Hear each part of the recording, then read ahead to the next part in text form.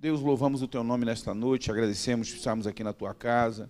Ó Deus, aprove a Ti nessa noite, nos reunir aqui para ouvirmos, Senhor, a Tua palavra, para aprendermos mais de Ti, Senhor. Ó Deus, já abençoa o Teu servo, André Batalhão, que ele possa ministrar, Senhor, com ousadia, com graça, ser um canal de bênção da Tua parte, para trazer, Senhor, para os nossos corações, nossas mentes, algo, Senhor, maravilhoso, Senhor, algo como a Tua graça realmente é, Senhor, maravilhoso. Um ensinamento, ó Deus, que nos faça crescer, Senhor, que nos faça amadurecer, que abra o nosso entendimento, que nos ajude, Senhor, a tentar compreender, Senhor, um pouco daquilo que temos experimentado, Senhor, que possamos, ó Deus, saber, Senhor, conhecer, entender um pouco mais, Senhor, dessa graça maravilhosa.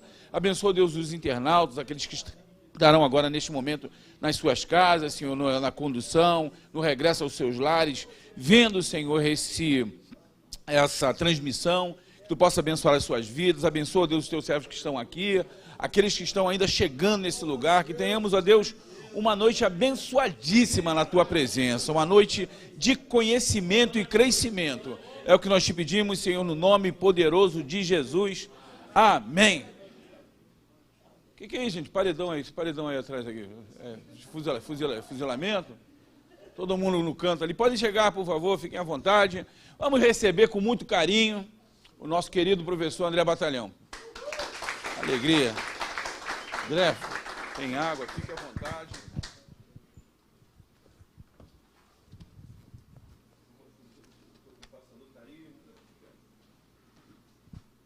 Paz do Senhor, irmãos. Me sinto muito honrado de estar aqui com vocês. Vim diretamente de São Paulo, mais especificamente de Ribeirão Preto. Quero agradecer ao Senhor, agradecer o pastor Ronaldo, Vaninho, pastor Gilson, pastor Fernando, a todos os amigos daqui. Trago os cumprimentos do meu pastor Christian, e venho aqui compartilhar um pouco da palavra do Senhor com vocês. Quero trazer na lição 3, que trata da graça, algumas ideias sobre a lição. Quem vai ministrar a lição no domingo, quero trazer alguns insights, algumas colocações. Estava falando com o pastor Gilson que a lição 1 e 2 foram excelentes, né? Trouxeram explanações muito importantes e relevantes, e nessa revista particularmente não tem como nós estudarmos ela de maneira fracionada. Então vocês precisam estudar todas as lições para ter a coerência e o entendimento de cada lição subsequente e fazer a conexão com as lições passadas. Bom, isso é para baixo, né, Vaninho? Essas são as revistas deste trimestre, de Romanos, e também o livro do pastor Gilmar, que eu também indico para vocês. É uma leitura fundamental para a ministração dessas aulas. Aqui tem um conteúdo um pouco mais extenso, um pouco mais aprofundado, e é um livro, é uma obra muito importante para o estudo de Romanos, que é um livro, um dos principais livros da Bíblia Sagrada, né? Eu indico essa publicação. Ali tem o QR Code da Central Gospel, e também agradeço, pastor Ronaldo, ao pastor Erivelton, que me deu de presente esse livro. Abençoa a minha vida. Então abençoe a vida também de um irmão. E muito bom. Bom, dando sequência, também quero falar da Fábrica EBD. Impossível não falar da Fábrica EBD, que é o nosso portal de escola bíblica. É um portal que tem crescido a cada dia, se desenvolvido, e temos a ajuda, a contribuição e a colaboração de vários irmãos da nossa igreja. Então isso é muito interessante. Descobrimos devocionalistas, descobrimos articulistas, descobrimos grandes ensinadores da palavra de Deus por meio desse projeto. Então, confira, entre na fábrica, confira e consuma os nossos produtos. Temos artigos, devocionais, temos mapas bíblicos, geografia da Bíblia, pessoal do Eduardo Hoffman e o professor Túlio. Temos várias colunas, vida cristã. Temos colunas agora, uma próxima que vai entrar sobre apologética, sobre a defesa da fé, com o pastor Tassos. Nós estamos articulando o início dessa nova coluna. Então não deixem de consumir o conteúdo da fábrica, além do tesouro. Temos vários recursos em português, em inglês. Está aqui a professora Cíntia também, que trabalha no departamento das aulas em inglês. Então vale muito a pena você conferir um projeto, primeiro, que é da nossa igreja e tem abençoado também outros irmãos de outras igrejas da nossa denominação. Bom, texto bíblico básico está em Romanos 1, 18 e 19.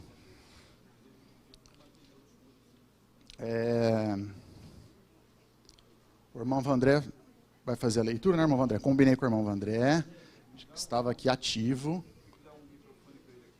Quer usar o meu mesmo? Não tem problema.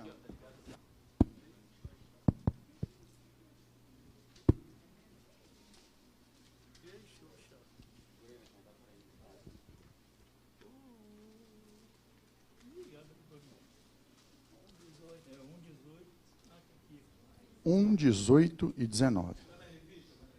Oi? Está na revista.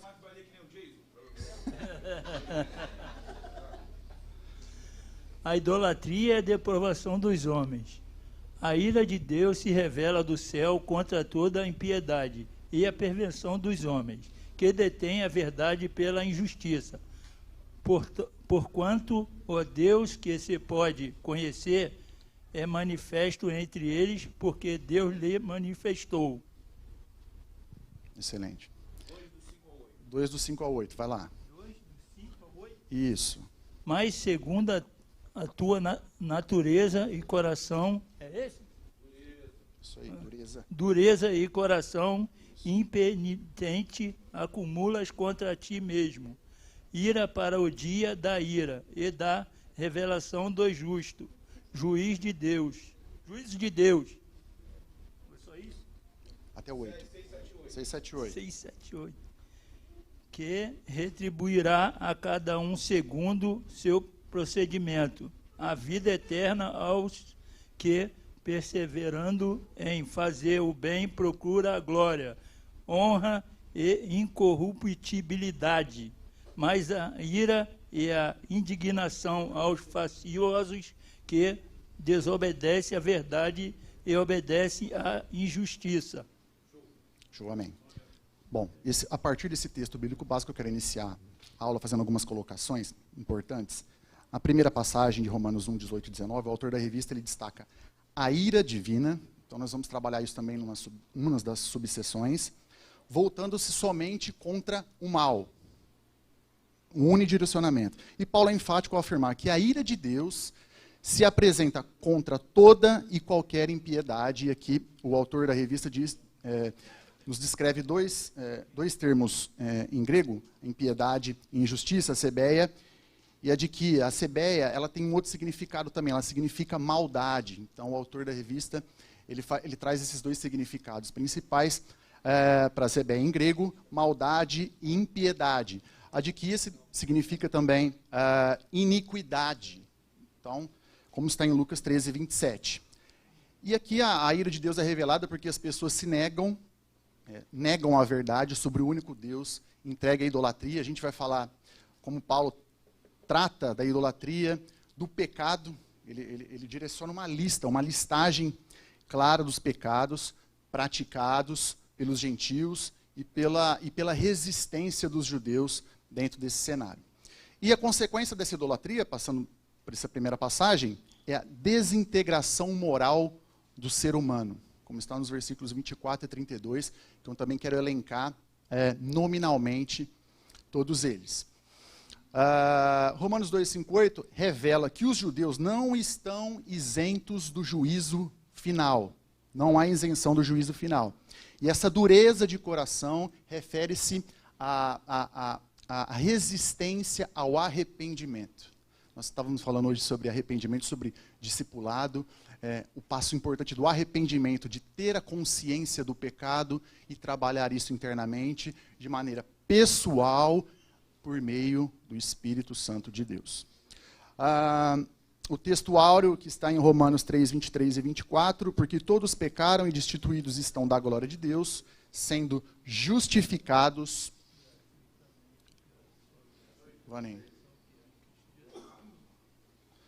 Sendo justificados gratuitamente pela sua graça, pela redenção que é em Cristo Jesus. Primeira coisa, nós estamos muito aquém do que Deus exige e desse favor imerecido. Depois eu vou trazer a definição de graça,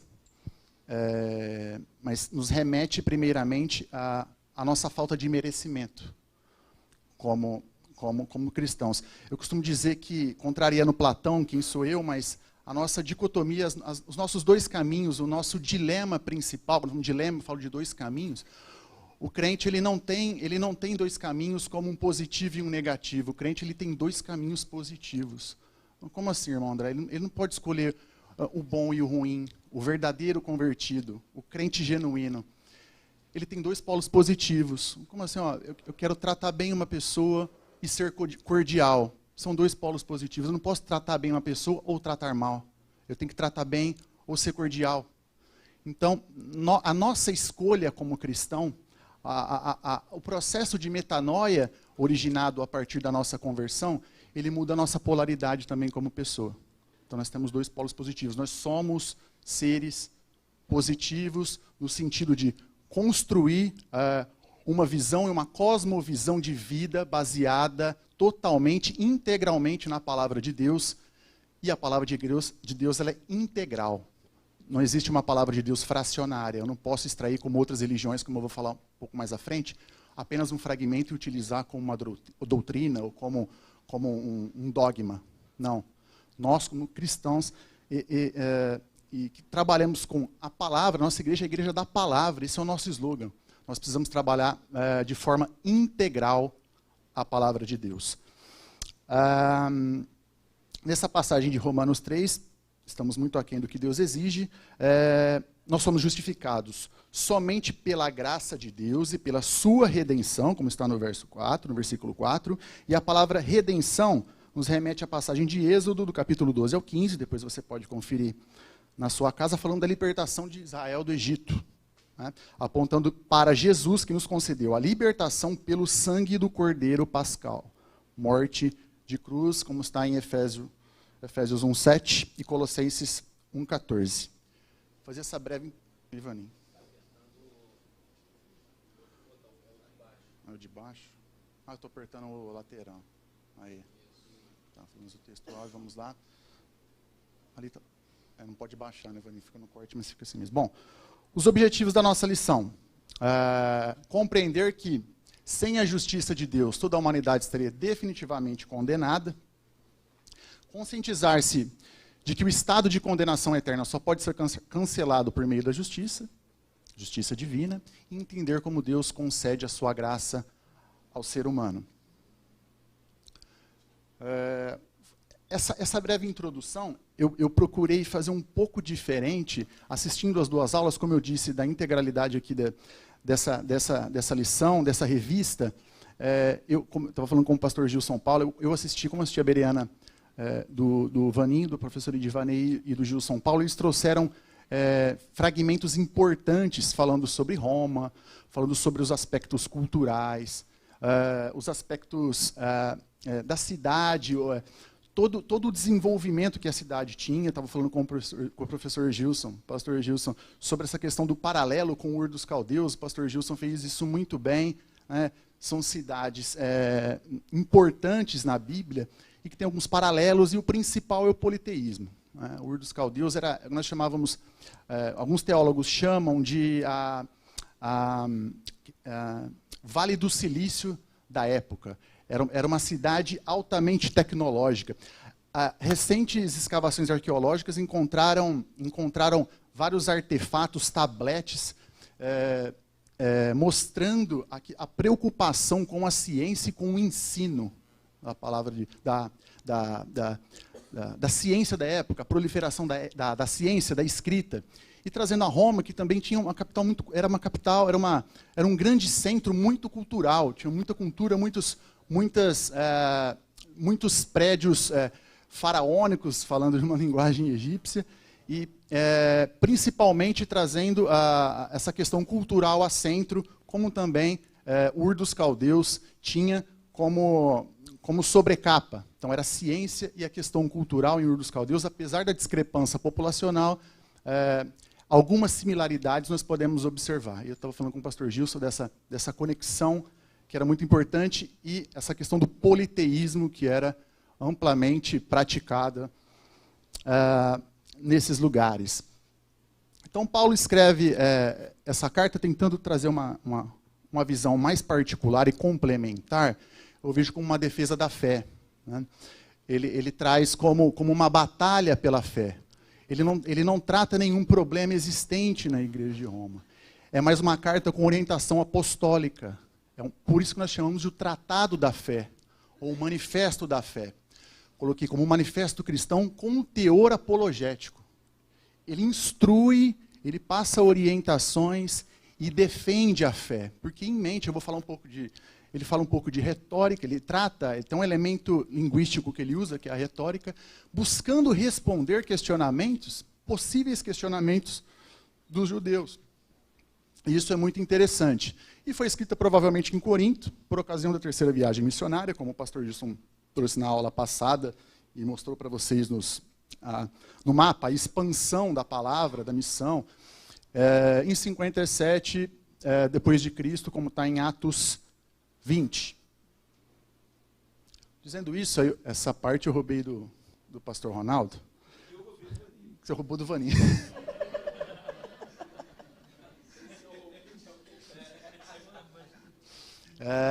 Uma frase de Martim Lutero, e isso foi tratado também com exaustão, com vários autores, pais da igreja, tratando sobre Romanos, e essa colocação mostrando a importância da carta aos Romanos e a relevância dentro da palavra de Deus. Então ele diz, esta epístola é a parte principal do Novo Testamento. E o mais puro evangelho, que certamente merece a honra de um cristão, não apenas conhecê-la de memória, palavra por palavra, mas também de dedicar-se a ela diretamente, diariamente. Isso também está ligado à prática. Né? Nós vamos falar que Paulo ali traz muito a questão teológica. Alguns comentaristas falam que é um compêndio teológico, doutrinário, muito pesado, mas fica claro, até com a forma estrutural da carta, com um toque informal na carta, a questão da prática, a prática da palavra. E é isso que nós precisamos carregar hoje em dia.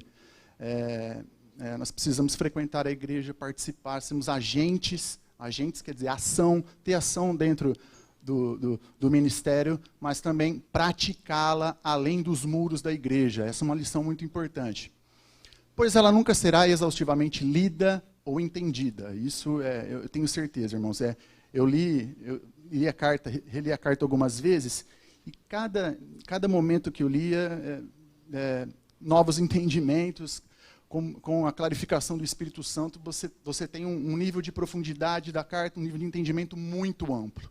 Né? Estava falando isso com o pastor Ronaldo hoje à tarde. É muito interessante, nós paramos para conversar sobre a carta, cada um fala um ponto diferente. Isso é eterno, é ad eterno. Isso, a palavra de Deus, ela não tem tamanho, ela não tem dimensão, é indimensional. E quanto mais é estudada, mais agradável se torna e melhor parece. Essas são as palavras de Martim Lutero, que parece que foram ditas hoje. Principais assuntos tratados na carta. Eu vou dar um panorama básico, não quero aqui me estender. É isso. Todos são pecadores, então um erro. E dependentes da salvação, gentios e judeus, que nós vamos falar mais à frente como o autor da revista faz essa separação, por meio da justiça divina, atributo moral de Jeová. Isso também é uma questão teológica importante. O pecado é julgado e a salvação concedida. A vinda de Jesus iniciou um novo tempo da história da redenção.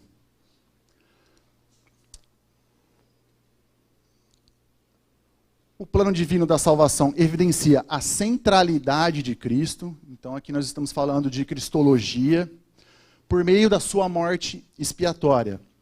A justificação é somente pela fé, como Paulo evidencia, e o autor da revista trabalha muito essa questão, principalmente no livro da justificação puramente pela fé.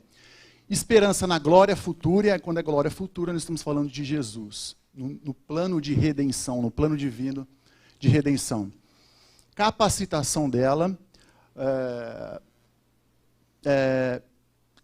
pela obra do Espírito Santo para viver uma nova vida. Então, nós estamos falando também do processo de metanoia e da que nós chamamos de teologia prática. Teologia prática engloba o quê? Engloba o ensino, por exemplo, a EBD na nossa igreja, engloba o discipulado cristão que desenvolvemos aqui na nossa igreja. Isso é teologia prática. Então, a prática intermediada a partir da intervenção do Espírito Santo de Deus na nossa vida. A soberania de Deus na salvação, operando de acordo com o seu plano, com o plano divino, com o plano de redenção, chamamos do novo pacto, a partir da vinda do Messias. Deus realiza suas promessas de salvação, tanto para os gentios quanto para os judeus, como eu disse anteriormente. A graça chama o cristão à santidade pessoal, essa é uma das implicações práticas que eu vou trabalhar, eu vou apresentar para vocês lá na frente. Serviço mútuo, estamos falando de comunhão. Cidadania correta, como Paulo não negou a cidadania terrena, nós também não devemos negar a cidadania terrena. E amor sincero pelo próximo em Cristo. Ivaninho. Apertei errado. Desculpa aí. Você pode descer só um pouquinho, Vanini? As características da... Isso, obrigado.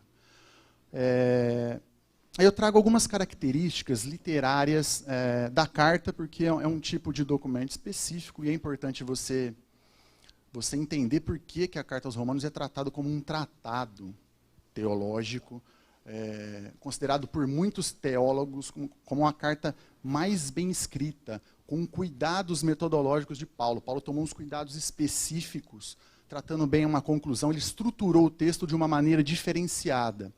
E quando ele estrutura o texto de uma maneira diferenciada, ele utilizou 2 recursos linguísticos, que eu vou falar depois, mas ele tenta atender todos os grupos, todas as camadas sociais. Ele trabalha não só, ele busca trabalhar não só com pessoas mais instruídas, como pessoas também de um nível social menor da época, mas que possam ter e realizar um entendimento sobre o que ele quer dizer. Bom, contém todas as características de uma carta bíblica. Saudação, ação de graças, corpo epistolar, ou seja, o corpo da carta, tem uma estrutura de carta, pois é uma carta. Parênese, que são uma lista de exortações morais e prescrições e preceitos de vida, né? E no nosso caso, de vida cristã, de vida prática, saudações pessoais e bênção.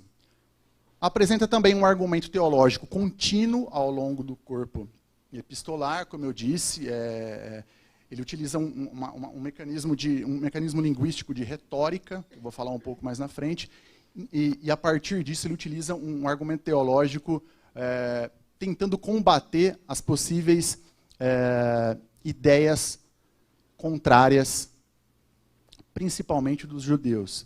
É a carta mais bem organizada e coesa, como eu disse, e chamada como um tratado teológico, com o objetivo principal de produzir efeitos salvíficos, ou seja, efeitos de salvação de acordo com o plano divino. Isso vai ficar mais claro quando eu trazer a definição e trabalhar um pouco a questão da graça, que é o título da lição. Então, a retórica é frequentemente utilizada empregando construções frasais, elaborada, sintaxe, que é a construção lógica de uma frase. Então, isso mostra o cuidado de Paulo, tem algumas repetições verbais, que ele busca dar ênfase a algumas ações que nós, como cristãos, devemos praticar.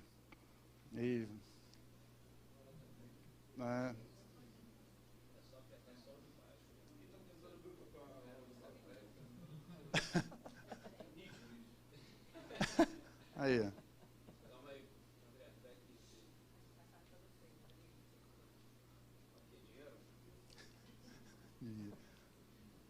Estão tentando me dar um aviso, mas não se aplica. Foi, batalhão? Vai agora, Foi. só para baixo, para ver. Isso. Se for assim, não tem eu não. Peraí. Pediram para apertar o F11, mas não adianta por causa da formatação, senão... Não, tá ótimo. Eu ia falar isso agora. Não, A gente tentou, mas não...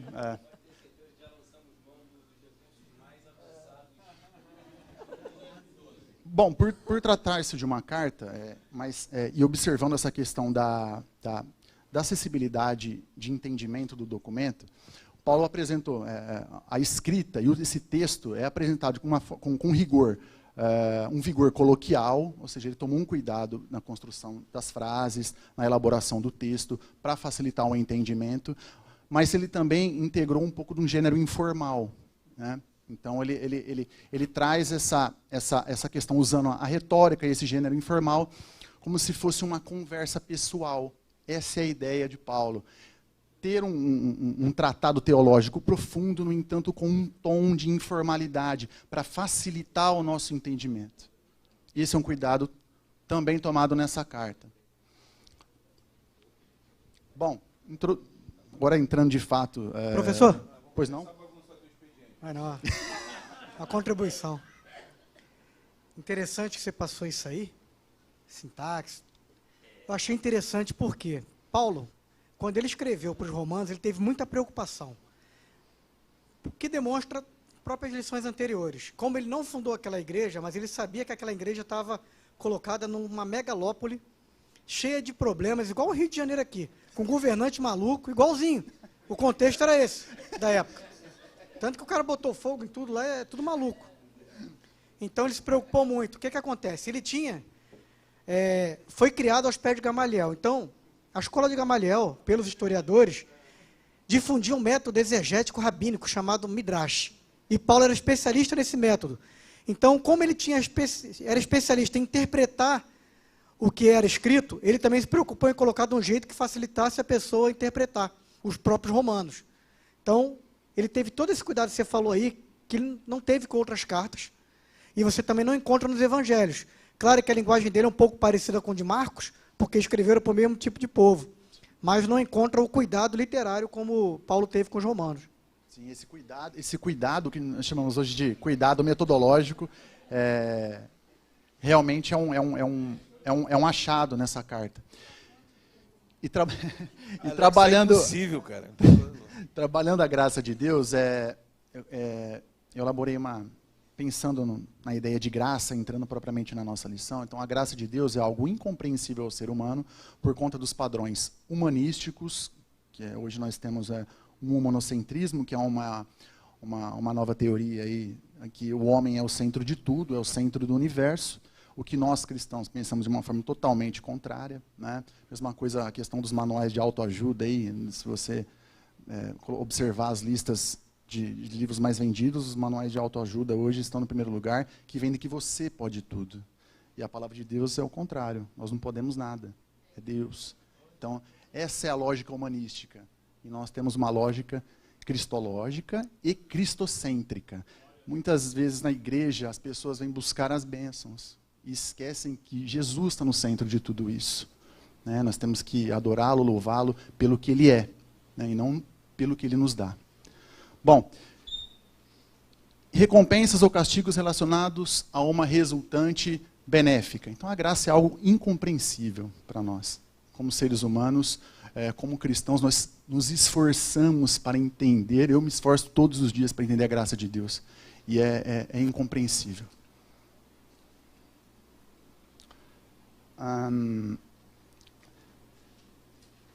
Tratando ainda da sessão anterior, eu quero falar um pouco mais dessa introdução, algumas anotações que eu fiz hoje pela tarde para compartilhar com vocês. A graça de Deus lá rompe a dinâmica da lógica humana, pois Deus não funciona a partir dessa dinâmica, como nós dizemos. A lógica humana, humanística, cartesiana, ela é contrária à lógica cristã. No entanto, eu não vou entrar nisso agora, e dando até um spoiler no site da fábrica, muitas pessoas pensam que a ciência e a fé, um padrão humano e um padrão divino não combinam, é muito pelo contrário, né? E eu sou pesquisador, eu comentei isso outro dia com o pastor Ronaldo. Pastor Ronaldo, nós pesquisadores, que trabalham com ciência, tem a Cíntia aqui também que trabalha com ciência, nós somos meros descritores da obra de Deus. meros descritores. Pessoal, se vocês forem, o pastor Silas geralmente todo ano faz a excursão para Israel, o pouco que foi descoberto confirmam as escrituras, mas tem muito mais para ser confirmado, e a cada dia, se você pesquisar, você vai encontrar a confirmação do que está escrito na Bíblia Sagrada. É impressionante como a ciência é uma ferramenta importante. A ciência não está contra a fé, muito pelo contrário, ela confirma a fé a cada dia. Só não confirmamos mais muita área no Iraque, muitas áreas que nós não conseguimos ainda chegar por conta de outras religiões, etc. Mas é impressionante como a ciência confirma a cada dia as evidências encontradas na Bíblia Sagrada e as torna como fatos. Nós vivemos por evidências. A fé, como Paulo diz, é muito louco.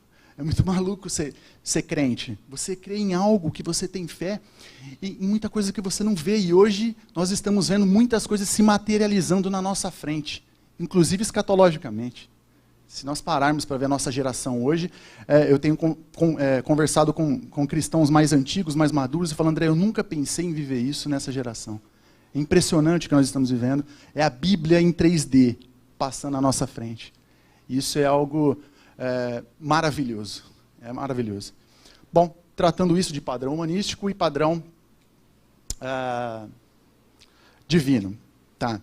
Falar um pouco sobre os gentios, como o autor da revista nos traz. Os gentios estão condenados, como está em Romanos 1, do 18 ao 32.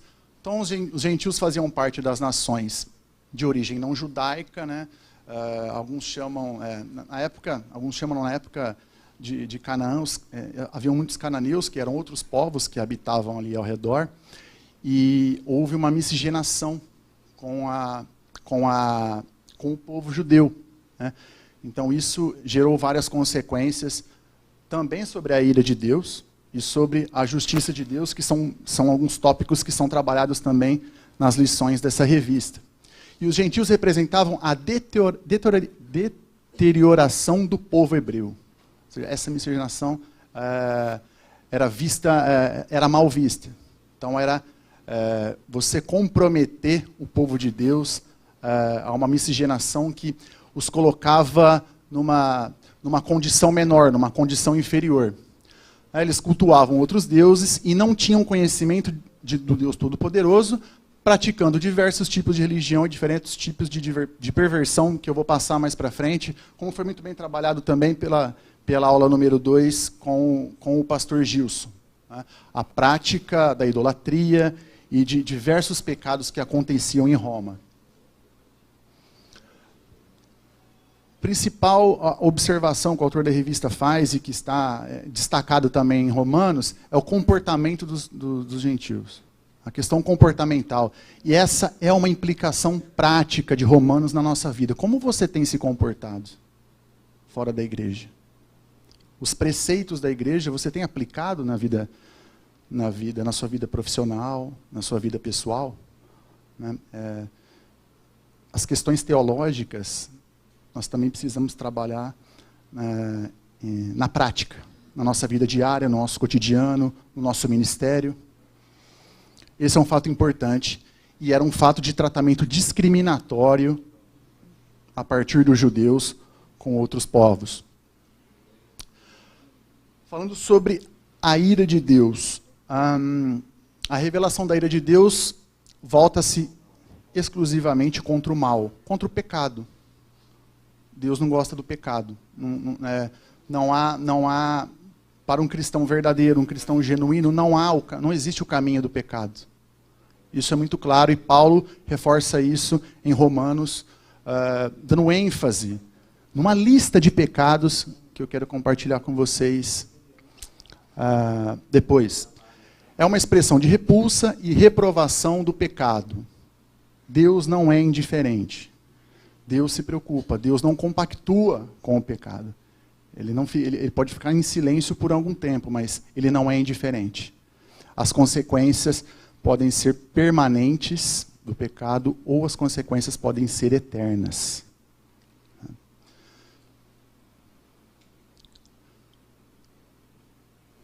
A condenação, ainda falando sobre a ira de Deus,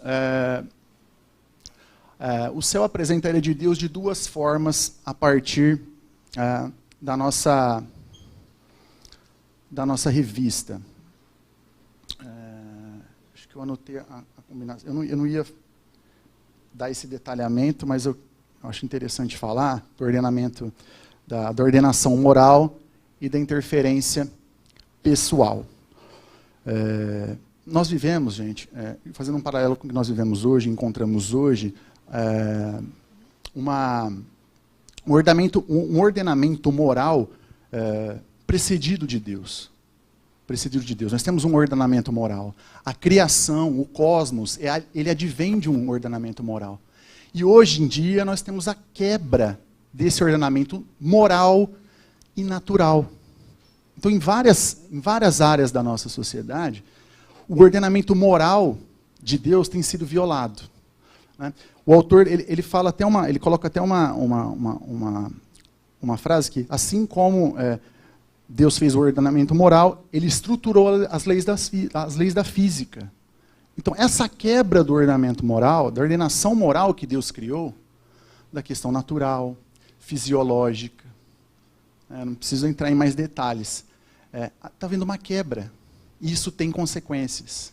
O pecado, ele não é indiferente aos olhos do Senhor. A segunda é a interferência pessoal de Deus. A interferência objetiva e exclusiva de Deus, principalmente no Antigo Testamento. E o autor ele coloca na revista alguns termos que tratam isso, que estão em Gênesis, em Êxodo, em Deuteronômio, em 2 Reis, tratando da ira, do furor, da agressividade de Deus contra o pecado, da investida do Senhor contra o pecado. Então isso é muito importante. Deus não corrobora com o pecado.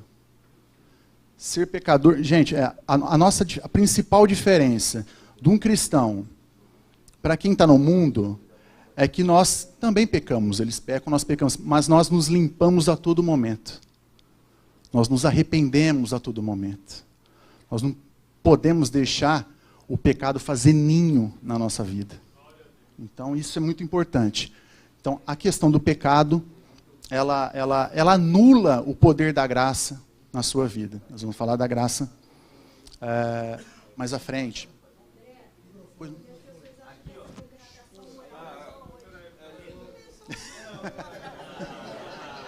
Eu só uma frase. Tá bom.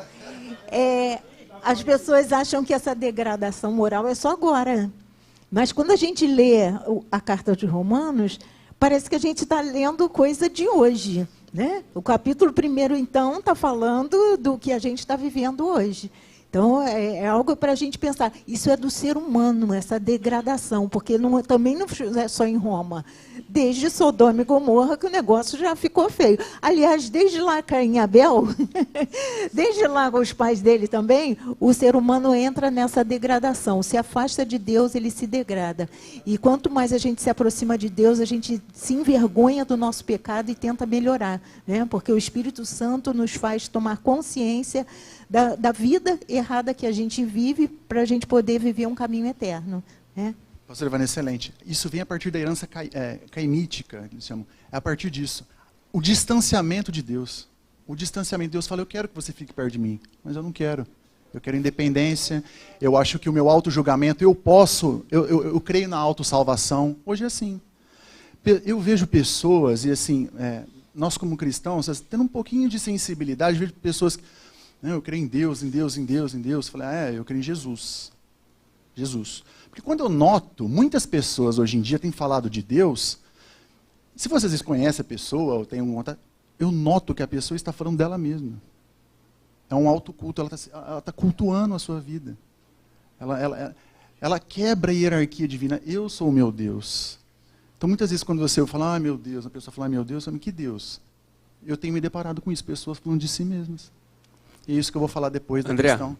Interessante isso aí que você está falando, que isso vai abrir um leque aí para muita reflexão, né, sobre a ideia de espiritualidade hoje. Está defasada, dissolvida e escusa. Quando a gente pensa com essa ideia, você tratou sobre a ideia de pensarmos de maneira cristocêntrica, de pensarmos na centralidade da palavra, e hoje a gente vive o inverso disso, até de pessoas que proferem, né, algum tipo de fé relacionada a Jesus. Aí eu escutando algumas coisas sobre isso, a gente estava pensando até assim na questão da música que você escutava antigamente. Por exemplo, as pessoas antigamente compravam um disco e ela escutava aquelas músicas ali, porque vinha no disco, você comprava o disco e usufruía das músicas que tinha no disco. E aí a gente chegou numa época que você monta a tua playlist. E aí mudou o cenário. Agora eu vou fazer o disco do jeito que eu quiser. E aí, trazendo isso para a fé, as pessoas começaram a ter muitas ofertas de coisas que lhe agradam. E ao invés de eu comprar um disco pronto com aquilo que tem que tocar, né, de maneira original, eu monto a minha playlist da fé, que é o quê? Eu vou escutar aqui essa pregação aqui porque ela me agrada nesse sentido, essa daqui eu descarto porque fala da Bíblia, mas, aliás, eu não estou afim de escutar isso daí porque isso vai me confrontar. Isso vai para todas as maneiras de você pensar, é uma fé fast food. Então, eu monto o meu cardápio, eu vou lá, vejo o que a vitrine da espiritualidade desse mundo pós-moderno está apresentando, e eu vou pensando tudo que me agrada. E aí o evangelho não tem nada a ver com isso, porque é negação de si mesmo para poder cumprir a palavra. O negócio está estreito. E essa é uma fuga do real processo de metanoia, que é a fuga da consciência. A pastora Ivana é psicóloga. Trazer a consciência. Quando você traz a consciência do pecado, a partir da palavra de Deus, com a lente, com a cosmovisão cristã, você tem que solucionar esse problema. Quando você está no mundo, você muitas vezes é ignorante, por isso que nós somos ignorantes. Nós não temos noção, não temos ideia do que é pecado e do que não é. A partir do momento que você tem o conhecimento da palavra de Deus, é diferente. Exige o processo de metanoia, de mudança de mentalidade e mudança de comportamento.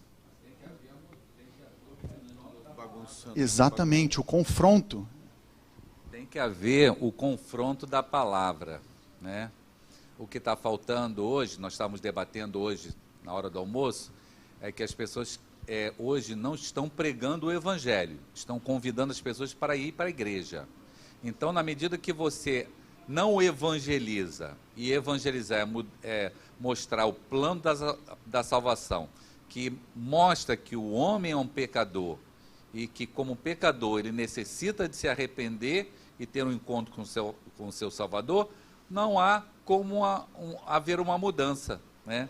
E a pessoa passa a viver a sua religiosidade ao seu modo. Eu até vi uma frase, eu até coloquei lá no Facebook meu, de uma frase do A.W. Tozer, que ele diz assim: coisa terrível é a ideia atual de que os cristãos podem servir a Deus do jeito deles. É exatamente as pessoas do que o Edvanei falou, cria o seu playlist. A minha forma de servir a Deus é desse jeito. E hoje as pessoas estão, inclusive, selecionando culto para ir. Não tem mais aquele compromisso com o reino de Deus, na pregação do Evangelho, de estar em comunhão com a igreja, e aí cria a sua forma religiosa de ser, sem nenhum compromisso. Mas só através do confronto da palavra de Deus na vida desses que se acham cristãos é que pode haver essa metanoia, essa mudança. Agora, se a igreja ficar nas quatro paredes e só dizendo assim, entra, e ao contrário do que Jesus falou, ide, não vai haver mudança. Entendeu? E aí, aquilo que a Ivana fala, vai acontecer cada vez mais. A sociedade vai caindo, vai se deteriorando. Excelente, pastor.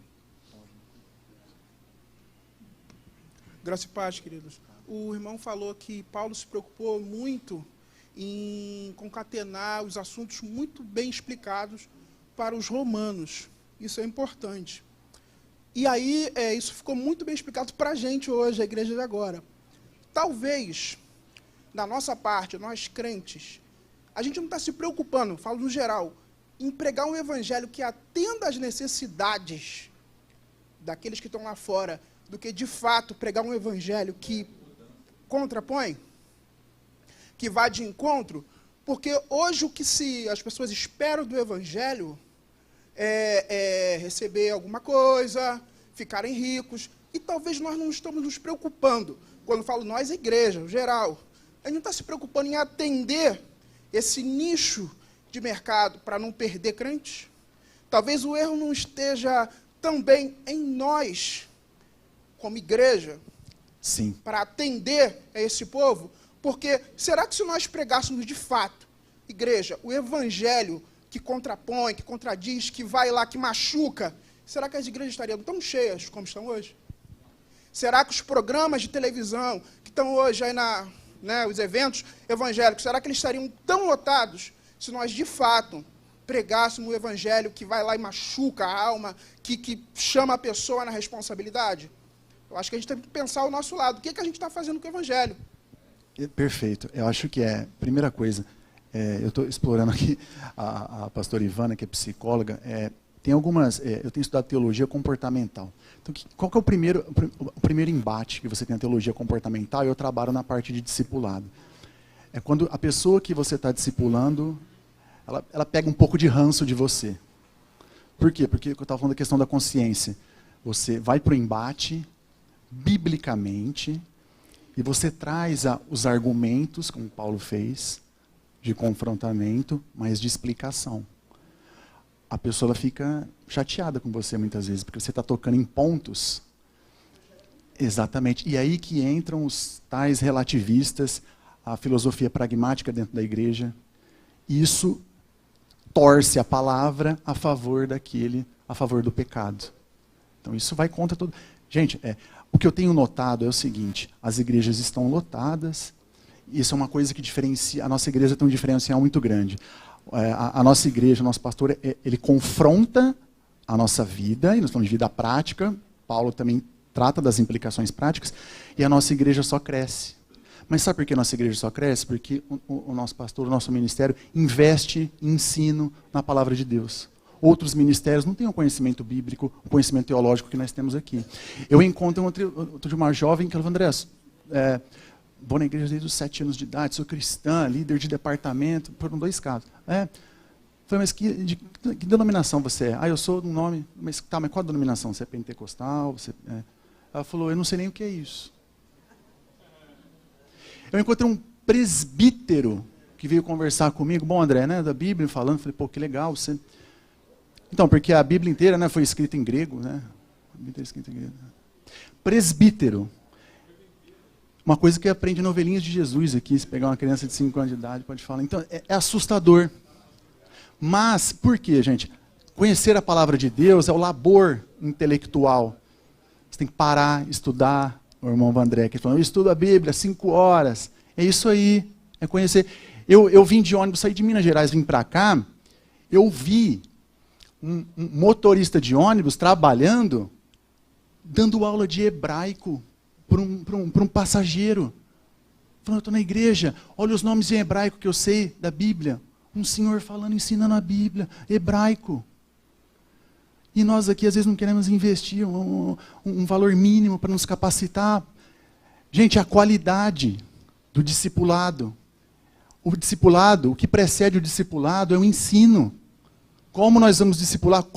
Você tem que ver a retenção do nosso ministério. Vai lá, discipula, acompanha. E eu tenho falado isso até com o pastor Tony lá em São Paulo, essa questão do pós-venda.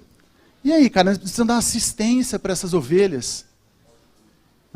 Eu, às vezes, quando discipulo, eu perco 3, 4 horas falando com a pessoa que eu estou discipulando. Às vezes ela só tem só eu posso ouvir ela, ninguém ouve mais ela. E depois que ela se converteu, acompanhar. Gente, isso é um trabalho, isso é um ministério de todos. Eu vou falar depois, a graça veio para todos, mas também o ministério de discipular, de cuidar uma pessoa, é para todos nós. A nossa igreja é muito madura nisso, gente. Dos outros ministérios, são pouquíssimos que têm esse cuidado de passar a palavra de Deus, como Paulo traz em Romanos, de maneira mais democrática, de uma maneira de fácil entendimento, mas para a gente fazer isso, nós precisamos também nos esforçar. Preciso ser um teólogo? Não, cara.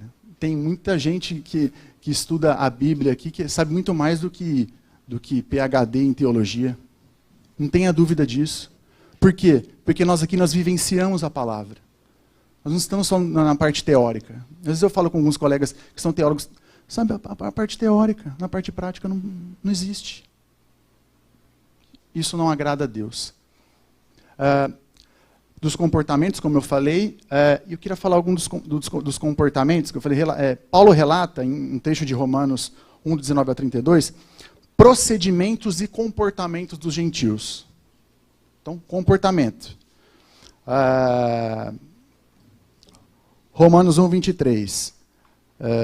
Trocaram a glória de Deus imortal por imagens feitas segundo a semelhança do homem mortal, bem como de pássaros, quadrúpedes e répteis. Versículo 24. Atos de impureza sexual e desejos pecaminosos do seu coração. Verso 25. Trocaram verdades pelas mentiras. Hoje, o doce e o amargo. O doce hoje é o amargo e o amargo é o doce. É a inversão. Paixões vergonhosas e atos indecentes. Versículo 26 e 27. Parece que eu estou falando de hoje aqui. Estou falando agora.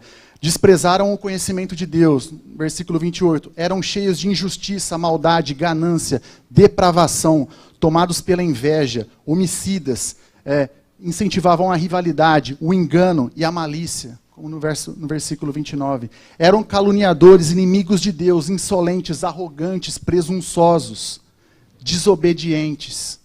No versículo 30. Versículo 31. Insensatos, desleais, sem amor à família, implacáveis. Implacáveis no pecado. E o 32. Aprovaram aqueles que iam contra o justo decreto de Deus.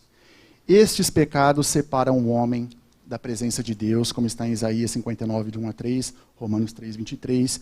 O pecado gera incompatibilidade com Deus e gera resultados permanentes, como eu disse, uma permanente aqui nessa terra, e eternos. A condenação àqueles que persistem no pecado compete à ira de Deus, como nós já falamos anteriormente. Então, permanecer no pecado gera resultados eternos de punição ao pecador. Nós, pecadores, precisamos recalcular a nossa rota, e aí também fazendo um paralelo aí com a questão da metanoia, a partir de Cristo. Ele é o nosso guia orientador perfeito, belo e agradável. Vou me adiantar aqui, porque senão a gente não vai conseguir terminar. O Senhor não aprova aqueles que não se arrependem genuinamente. Então, da boca para fora não adianta você dizer que se arrependeu, né, e não se arrepender de coração. Gente, Deus sonda os nossos corações. Você está mentindo para você mesmo. Arrependam-se, pois o reino dos céus está próximo. O arrependimento também vem. O conhecer da palavra pelo ouvir, e o arrependimento também, você precisa ouvir, precisa conhecer a palavra de Deus. Uma coisa interessante, depois vocês pesquisam, sobre os monergistas, que é uma linha ultra-calvinista, que trata o seguinte: os pregadores da palavra defendem isso. Os pregadores da palavra defendem que você não precisa pregar a palavra de Deus. Olha que maluquice. Então, os ultra-calvinistas pregam isso, os monergistas. Que a salvação depende só de Deus, você não precisa fazer nada. Gente, tem igrejas em Goiás que eu vi que os crentes fazem o que querem da vida. Estou salvo, não preciso fazer mais nada, não. Não. Essa visão de monergismo depende só de Deus. Eu estou salvo, me batizei, está feito, está consumado. Arrepender-se está ligado à mudança de mentalidade e impacta suas escolhas de vida e suas ações. Falando ainda da condenação dos gentios, tratado aqui na lição, alguns sinais externos de arrependimento do Antigo Testamento, que também podem ser considerados na nossa vida, na nossa prática cristã, que são orações de constrição, ou seja, de arrependimento, de coisas que desagradam a Deus. Como eu disse, é a limpeza que nós fazemos a todo momento. Nós também pecamos, mas nós nos limpamos arrependendo. Perdão, Senhor, tenha misericórdia de mim. Esse é um ato do crente verdadeiro, é um ato contínuo. Né? Confissão, como está em Tiago, procura um irmão, um crente mais maduro, a ser acompanhado. Gente, essa questão do acompanhamento que nós fazemos aqui do discipulado, eu não vejo em quase em igreja nenhuma. Esse é o grande diferencial. Olha a importância, o investimento que nós precisamos fazer no discipulado. Né? Porque essas pessoas têm muita coisa para confessar. Gente, eu como discipulador ouço coisas que as pessoas nunca falam para ninguém. Olha a importância disso, da confissão no processo de conversão, da verdadeira conversão, da conversão genuína, de coração. E a renúncia do pecado, porque não adianta você falar que você é cristão e persistir e perseverar no pecado. Ao contrário, você tem que perseverar na fé. Professor, por favor, permita-me. Opa! Permita-me. Assim, como já só faltam meia hora, basicamente, né, não vou deixar terminar aqui o tempo e sem ter o privilégio de participar de vossa aula, que é primorosa, de excelência, profunda, profícua, rica, abundante, extensa. Né? Não, assim, ouvindo a sua explanação, bem como as intercessões dos colegas na sua aula, é uma coisa assim me perturba.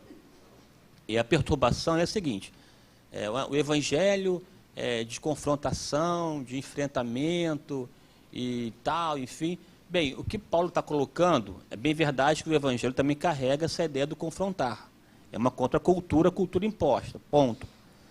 Todavia, não obstante, o que está posto é que esse evangelho, na verdade, é uma boa nova. O que Paulo está propondo, o que o evangelho propõe, é que, olha só, vocês estão perdidos, não há saída, a coisa está feia, não tem para onde ir, a promiscuidade, o pecado e tal, aí você tem uma situação, só que Deus resolveu resolver a questão trazendo a solução. E a solução esta consiste exatamente nesse evangelho. Aí ele até fala, porque não me envergonho do evangelho de Cristo, porque é o poder de Deus para a salvação, tanto de todo aquele que nele crê, tanto judeu, primeiramente judeu, depois dos gentios, não é isso? Está o texto. E gregos, né? Judeus. Não me envergonho do evangelho de Cristo, que é o poder de Deus para a salvação de todo aquele que nele crê. Primeiramente judeu e depois dos gregos. Porque nele, no evangelho, se manifesta a justiça de Deus.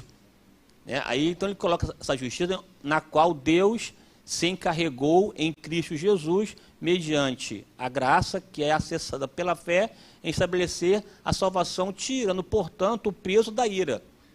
Porque a ira de Deus se manifesta. Ele coloca... Então, depois que ele faz uma afirmação, uma afirmativa impactante de que Deus salva, então ele vai agora, de modo bem estruturado, fundamentar essa afirmação. Ele começa, na verdade, afirmando, mostrando, por A mais B, o pecado presente tanto nos gentios, bem como depois nos judeus. Porque isso, num pecado que está presente na raça humana, desde a questão vinculada após essa herança adâmica, presente tanto em Caim e Abel, que vai percorrendo, enfim, ao fim e ao cabo, em toda a humanidade. É interessante que ele afirma que Deus, independentemente dessa questão racial, se manifestou. E ao invés deles atentarem para tal revelação, esse conhecimento, pelo contrário, houve um desdém, houve um ignorar dessa questão, dessa ação reveladora de Deus, e esse desdém se desembocou numa promiscuidade sem fim. A mente dele se obscureceu. Essa mente obscura, essa mente obscura fez com que a raça humana entrasse num estado de depravação moral assim, terrível. Tanto que ele fala que esses pecados cometidos provocou degeneração do próprio corpo, essa corrupção do próprio corpo, que de fato o texto de Romanos, ao lê-lo, parece nos estamos lendo aqui agora, como essa promiscuidade tem deformado de modo deplorável o próprio corpo. Aí pensando, de repente, numa criança que entra num processo de hormônio, de hormônios, né, assim, aplicação de hormônios, uma coisa assim. Aí você vê lá um homem, né, que não é homem, é uma mulher, e estou grávido, porque ele é uma mulher, mas aí o biotipo totalmente parecido com o homem por conta de um processo hormonal deste no próprio corpo. Isso porque eles resolveram, de modo deliberado, se afastar de Deus. E esse afastamento deliberado, decidido, leva promiscuidade, porque o homem por si só é pervertido. Não há nenhum que faça o bem. Né? Se não fosse a graça de Deus nesse processo, estaríamos perdidos, cara. Não, então, a grandeza, na verdade, do que está posto é que Deus resolveu nos salvar, apesar desde que o indivíduo reconheça que é pecaminoso, que é pecador. Esse reconhecimento, né, ele vai utilizar a fé, e essa fé, enquanto âncora, puxa ou conduz o indivíduo à graça. Essa graça, portanto, é um elemento maravilhoso. É uma alegria. Glória a Deus por isso. Só um minutinho, uma coisa interessante que o pastor Gilson falou aqui. No entanto, lá no capítulo 1 de Romanos, diz que a mente se obscureceu. Quando ela fala de a mente obscurecida tem a ver realmente com escuridade. E, né, essa coisa, ausência de luz. É exatamente isso que a gente vê. Muito embora a graça seja manifestada, Deus, o apóstolo Paulo diz lá em Tito que a graça se manifesta trazendo salvação a todos. O homem, ele tem a liberdade de aceitar ou não. Né? Santo Agostinho já dizia isso, né? Você pode ou não aceitar essa graça. E é exatamente isso que acontece. As pessoas não querem. Elas não querem isso. E por isso é que mesmo Deus atraindo com cordas de amor, as pessoas podem recusar ele, porque não conseguem entender que esse plano da salvação, essa graça é maravilhosa. O cara acha que, em algumas situações, como a gente falou, é mérito. Não, eu sou bom marido, bom pai, bom vizinho, bom cidadão, pago meus impostos, não desejo mal a ninguém. E aí eu me salvo. Eu não preciso de um salvador. Isso é muito ruim. E a gente também, uma discussão aqui nossa, aqui, nós damos a ideia de que a pessoa, não, você tem que vir para a igreja, não, você tem que mudar de vida, você tem que deixar de... Sabe, a gente não fala mais de pecado, cara. O problema é nosso também. A gente não fala de pecado, a gente fala do cara mudar de vida. É o evangelho do tô salvo, tô curado, tô feliz. Deus vai resolver teus problemas. E quando diz problemas, não são os problemas da alma desse homem.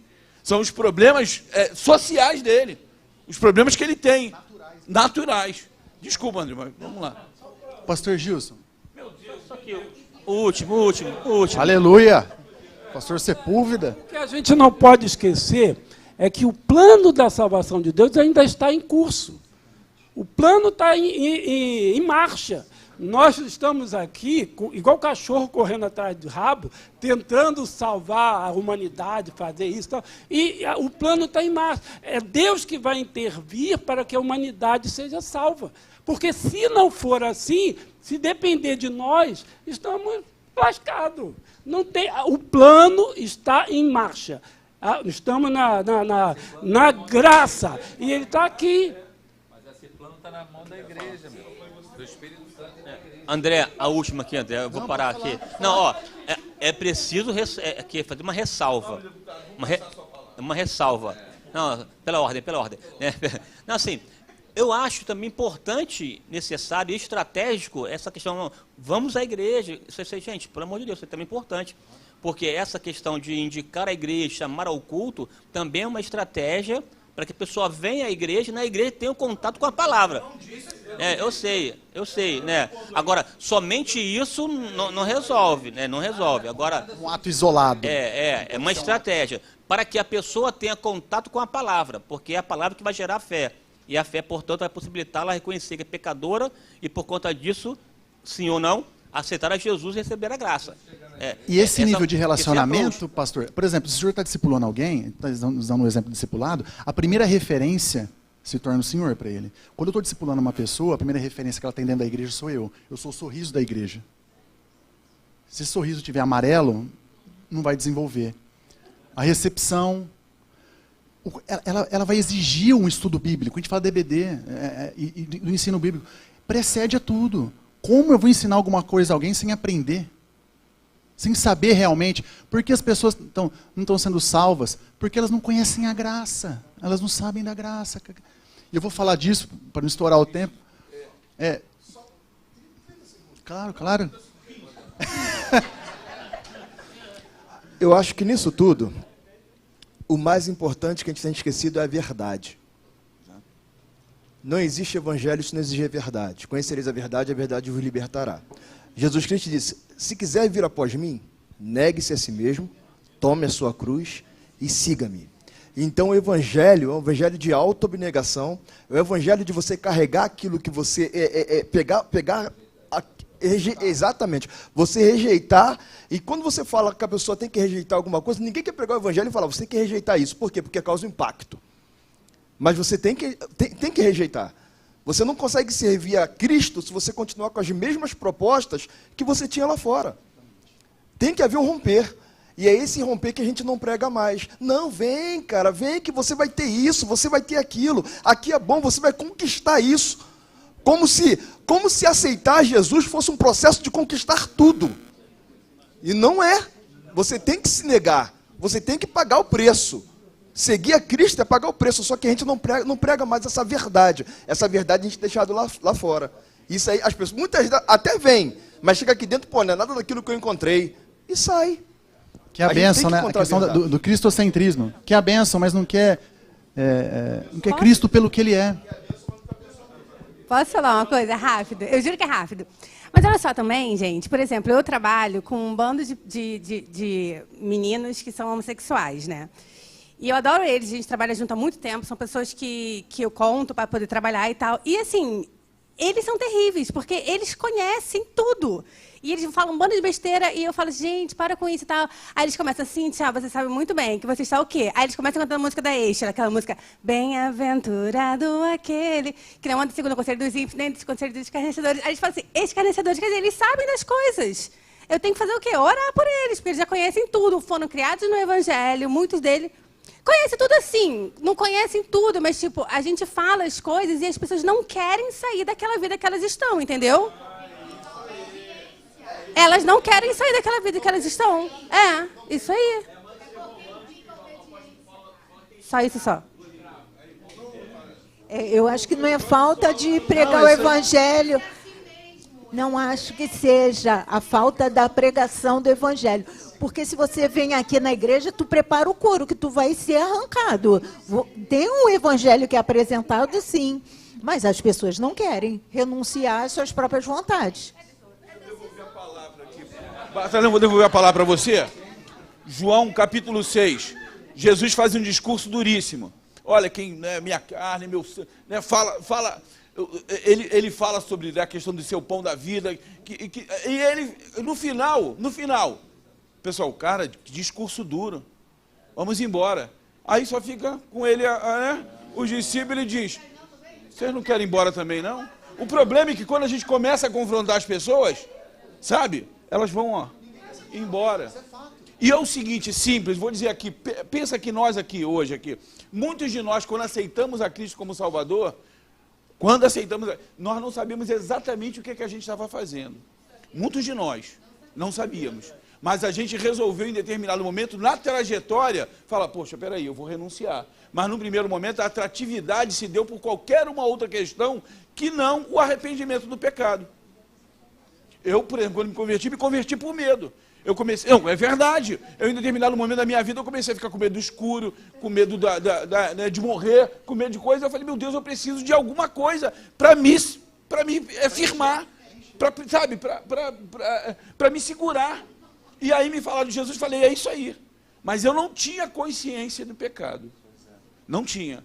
Eu achava que era normal, a minha vida era normal. Eu não faço mal a ninguém, sou um bom filho, não é? Não faço... Eu ainda pensava que a minha vida moral poderia ser a credencial para me levar para o céu. Só fui entender depois, estudando a Bíblia, conhecendo a Bíblia, que a gente é confrontado. Essa falsa independência, né? Nós somos dependentes, nós não somos independentes, nós dependemos de Deus. Essa falsa independência que gera, que tem consequências eternas, não é consequências momentâneas, eternas. Vou tentar falar um pouco mais. E falando disso, de gentios e judeus, eu falei que usei o termo isonomia salvífica. Então, a partir disso, pensando os pecados estão sobre os gentios, sobre os judeus, então nós chamamos de isonomia salvífica. Todo mundo está debaixo do mesmo guarda-chuva de salvação. Tá? Então a questão de salvação quer dizer, no sentido cristológico, falando do latim de salvífico, aquele que salva, aquele que oferece salvação. Eu vou falar, quando eu falar de graça, se eu conseguir chegar até lá. Não, eu acho o máximo. A parte dos judeus já foi tratada. Já...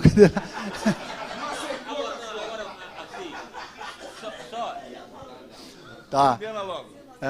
Bom, de judeus, a gente já falou da questão da rejeição, e o clímax dessa rejeição se deu pela prisão de Jesus, julgamento, condenação injusta, e por fim sua crucificação, que é como o autor da revista nos coloca, de maneira bem resumida,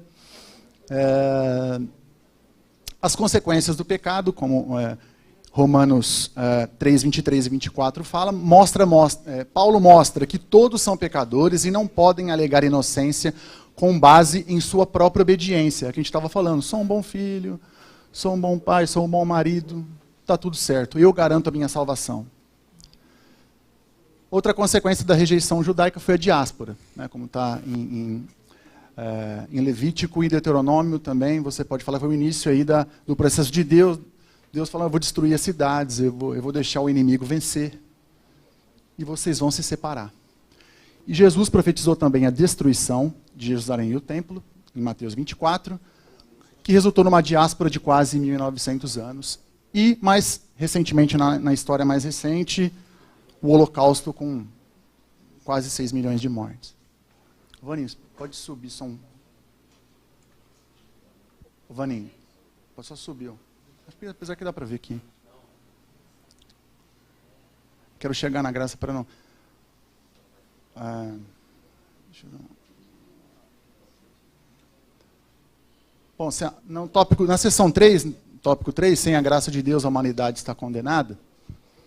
Uma coisa interessante, e é isso que o nosso pastor, eu resgatei isso, uma palavra do nosso pastor, ele fala, tratando de todas as religiões, a palavra graça, ela é exclusiva, ela é única do Evangelho. Outras religiões usam palavras como amor, bondade, misericórdia, mas a graça, ela é exclusiva do cristão. Quando outras religiões falam de salvação, elas denunciam um mecanismo de troca. A graça é gratuita. A definição etimológica de graça é a gratuidade. E isso para outras religiões não é algo que é praticado. E é muito interessante essa parte, gente. Eu separei, eu anotei, porque eu acho importante. Isso resgatando uma palavra do pastor Silas. Ele diz, a graça de Deus está em toda a Bíblia. Em Gênesis, a graça é a mulher. Em Êxodo, a graça que liberta é a graça que liberta o povo de Deus. Em Levítico e Números, a graça que coloca regras para o homem obedecer a Deus e ter uma vida melhor. Em Deuteronômio, a graça para escolher a vida e a bênção. Em Josué, a graça para vencer inimigos intransponíveis. Juízes, a graça que ouve o clamor do povo, perdoa e livra do mal. Em Ruth, a graça que protege os desamparados. 1 Samuel, a graça que faz com que a lâmpada de Deus não se apague no tempo. 2 Samuel, a graça que estabelece um reino que não terá fim. 1 e 2 Crônicas, a graça que usa coisas inusitadas para abençoar.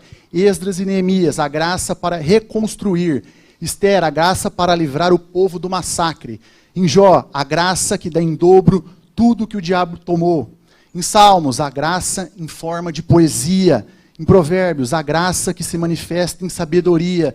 Em Eclesiastes, a graça que se manifesta em tempo certo. Em Cantares, a graça que se manifesta na intimidade. De Isaías a Malaquias, a graça que prevê o futuro, que alerta sobre os perigos iminentes. Graça que corrige os erros do presente. Nos Evangelhos, a graça que se manifesta em Jesus Cristo. Em Atos, a graça que se manifesta em poder. Nas epístolas de Paulo, Tiago, Pedro, João e Judas, a graça para ensinar, a graça que resiste aos soberbos, a graça para crescer, a graça para amadurecer, a graça para crescer em graça, em Apocalipse, o cumprimento total da graça. Olha isso, como isso a gente pensa que a graça falando em Romanos, mas não, ela permeia toda a palavra de Deus. Ah, não, o Evangelho da Graça, a teologia da graça é o Novo Testamento. Não. Ela permeia toda a palavra de Deus. Inclusive, o próprio Paulo também, no capítulo 4, utiliza Abraão enquanto elemento para justificar e exemplificar a graça no Antigo Testamento. Abraão é o receptáculo e o oráculo das profecias de Deus. Ele recebe a bênção. Eu estou empolgado porque o professor Gilson... Sim. Então é muito interessante. Eu não vou me estender aqui, porque a gente já está terminando, mas falando um pouco do vocábulo graça, isso também está na lição, que vem do grego, charis, charizomai, que significa conceder um favor. E conceder um favor, mostrar favor gratuito, né? Porque nós não somos dignos da graça do Senhor, mesmo assim pela sua justiça, Ele nos concede a sua graça. Não vou me estender aqui. Todos os cristãos verdadeiros, como nós estávamos falando aqui do processo de conversão, os cristãos verdadeiros usufruem da graça como condição específica do favor de Deus. A graça é referida como a amálgama do Evangelho. Ele é a ligação, sendo a verdadeira e imerecida benignidade de Deus para conosco. A graça de Deus é um dos atributos divinos de Deus, é um atributo moral de Deus. Em Romanos 9:20, Paulo nos mostra como a humanidade tem percorrido caminhos distantes de Deus. E aí, como a pastora Ivana disse, é a questão da herança caimítica, do afastamento do homem de Deus, que até hoje acontece no nosso tempo. Paulo demonstra que nós somos seres finitos e pecadores e que padecemos da misericórdia do Senhor. Ninguém pode resistir à soberana vontade de Deus, tanto judeus como gentios. Sem Cristo, toda a humanidade está enterrada sob o pecado e afastada de Deus. Estou dando uma acelerada aqui no oferecimento da graça. O plano de resgatar o pecador está fundamentado na infinita graça de Deus. Em Efésios 2, 8 e 9, fica claro que a salvação só pode ser obtida pela graça de Deus. Eu dei um exemplo aqui da Bíblia inteira. A graça permeia toda a palavra de Deus. E glória a Deus por isso, porque nós estamos aqui graças ao Senhor e pela graça de Deus. Não existe autossalvação. Nós estávamos também falando sobre isso. Muitas igrejas pregam a autossalvação. Por isso que é bom, por isso nós precisamos ser versados na palavra de Deus. Gente, as mensagens, elas são muitas vezes subliminares e quem tem um pouco de entendimento consegue pescar essas coisas. E muitas pessoas estão perdendo a salvação por conta disso.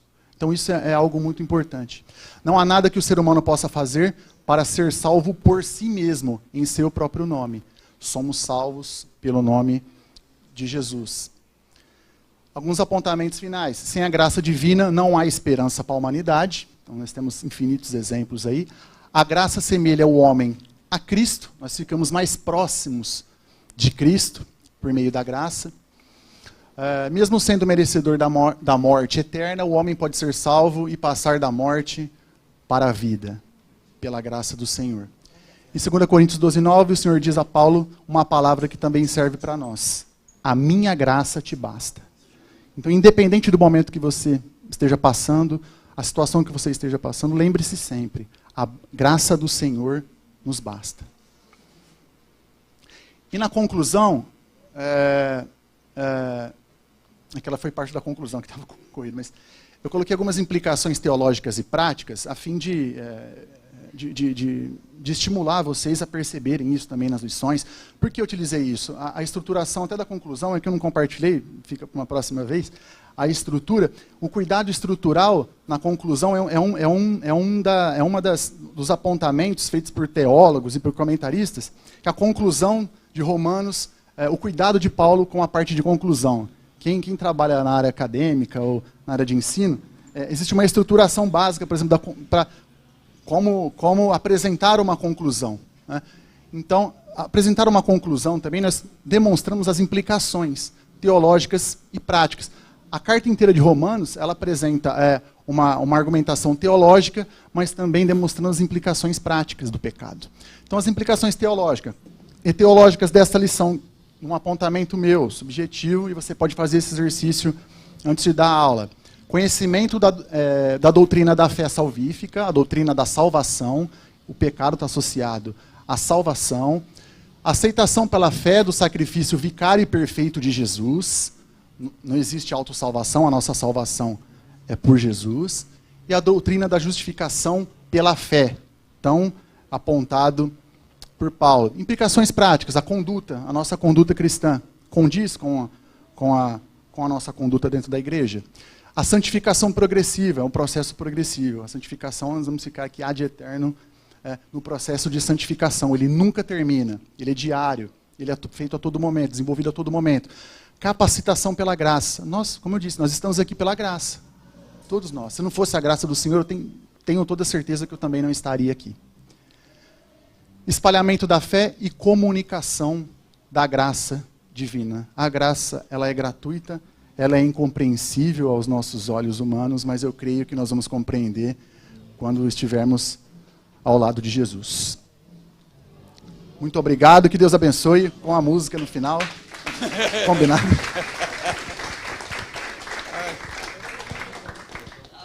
Só fazer aqui, o irmão veio de São Paulo? De Guaratinguetá, o André trouxe ele com... Né? Qual é o nome do irmão? Leonardo, primeira vez que está aqui conosco. Deus abençoe o Leonardo. Muito bem-vindo, ok? Hoje os paulistas resolveram, né, aparecer por aqui. Muito obrigado pela sua presença. Oi, fecha aí, meu Deus. Fecha aí, por favor. Agora fechou. Queridos, fomos grandemente abençoados pela aula do nosso irmão André Batalhão. Deixa até o pessoal ali no chat, quando me verem ali mexendo no telefone, que eu estou acompanhando o chat. Acho que a irmã Alessandra Nelas, ela está me vendo ali, ela falou assim, deixa o teacher falar, porque essa nossa troca aqui é intensa, né? Essa coisa da pergunta. E eu estava falando com o Edivarim que exatamente essa é a graça da Bereana. Que aqui a gente pode perguntar, pode interagir, corroborar, discordar, levantar opinião. E isso é saudável, ok? Mesmo que a gente ache em determinado momento que a gente está atrapalhando o professor, o André, como um mestre por excelência, sabe que, na verdade, a interação com os alunos é a coisa mais maravilhosa que pode acontecer. Não é verdade? Muitas das vezes, até o pensamento que eu tenho, que um professor, que um expositor tem em relação a um determinado assunto, quando ele é confrontado com isso, ele passa a pensar, às vezes, de uma maneira diferente. Eu já disse várias vezes, a sala de aula é um espaço de dialética, de você pensar o oposto, e dialógico, de diálogo, de troca. Isso é que vale a pena. Só queria fazer uma observação interessante, né? Porque até fiquei falando, André, corre ali para o negócio da graça, vai falar sobre a questão da graça, que é o assunto principal da lição. Estudando para essa lição também, para esse final de semana, descobri um negócio interessantíssimo. Aquelas coisas que a gente passa, lê a Bíblia 40 vezes, 50 vezes e às vezes não para pensar nisso. Todos os escritos paulinos, as 13 cartas de Paulo, ele começa com graça e termina com graça. Ele fala de 26 vezes de graça. As primeiras vezes ele fala, graça de Deus para a igreja, para Timóteo, a graça de Deus para Tito, e depois essa graça, primeiro para vocês, e depois essa graça em vocês. Isso é maravilhoso, cara, isso é maravilhoso. Essa graça, você podia falar um negócio interessante, falou sobre plano de salvação, mas eu vou dizer o seguinte, essa graça de Deus é o amor dele em movimento.